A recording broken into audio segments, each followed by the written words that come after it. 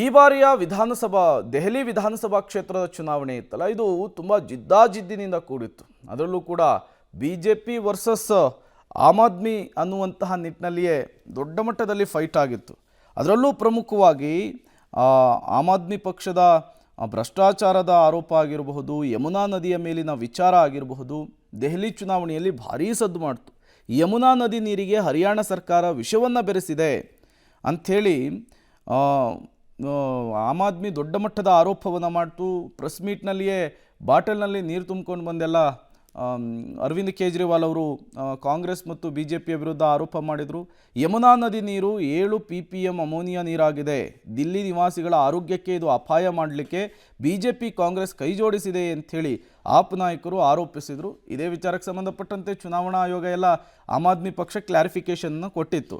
But Delhi ಎಲೆಕ್ಷನ್ನಲ್ಲಿ ಈ ಯಮುನೆಯ ವಿಚಾರಕ್ಕೆ ಕೋಲಾಹಲ ಹೇಗಿತ್ತು, ಆಮ್ ಆದ್ಮಿ ಪಾರ್ಟಿ ಯಮುನೆಯ ವಿಚಾರಕ್ಕೆ ಸಂಬಂಧಪಟ್ಟಂತೆ ಏನೆಲ್ಲ ಆರೋಪ ಮಾಡ್ತು ನೋಡ್ತಾ ಹೋಗೋಣ.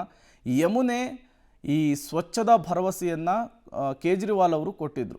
ಈ ಹಿಂದೆ ಕೂಡ ಅವರು 2020 ಚುನಾವಣೆಯಲ್ಲೂ ಕೂಡ ಯಮುನೆಯನ್ನು ಸ್ವಚ್ಛ ಮಾಡುವಂತಹ ಒಂದು ಅಶ್ಯೂರೆನ್ಸನ್ನು ಕೊಟ್ಟಿದ್ದರು. ಬಟ್ ಈ ಬಾರಿಯೂ ಕೂಡ ಅದೇ ಅಂಶವನ್ನು ಇಟ್ಕೊಂಡು ಹೋಗ್ತಾ ಇದ್ದಾರೆ.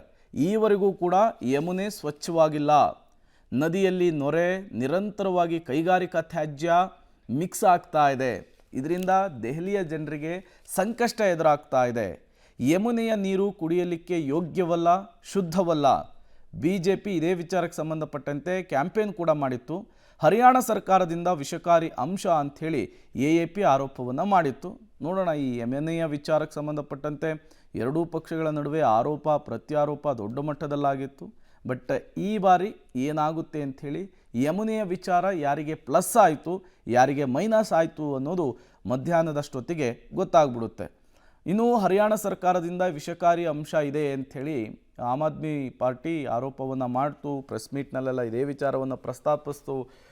ಚುನಾವಣಾ ಆಯೋಗ ಕೂಡ ಇದೇ ವಿಚಾರಕ್ಕೆ ಸಂಬಂಧಪಟ್ಟಂತೆ ರಾಜಕೀಯ ಪಕ್ಷಗಳಿಗೆ ನೋಟಿಸ್ ಕೊಡುವಂತಹ ಕೆಲಸವನ್ನು ಮಾಡ್ತು. ಅದಾದಮೇಲೆ ಹೋಗಿ ಹರಿಯಾಣ CM ಹೋಗಿ ಅದರ ನೀರನ್ನು ಕುಡಿದ್ರು. ದೊಡ್ಡ ಮಟ್ಟದ ಹೈಡ್ರಾಮಗಳು, ಸಾಕಷ್ಟು ಬೆಳವಣಿಗೆಗಳಾಗಿದ್ದಾವೆ. ನೋಡೋಣ ಯಮುನೆಯ ವಿಚಾರ ಯಾವ ರೀತಿ ಫಲಪ್ರದವಾಗಿದೆ ಅಂಥೇಳಿ.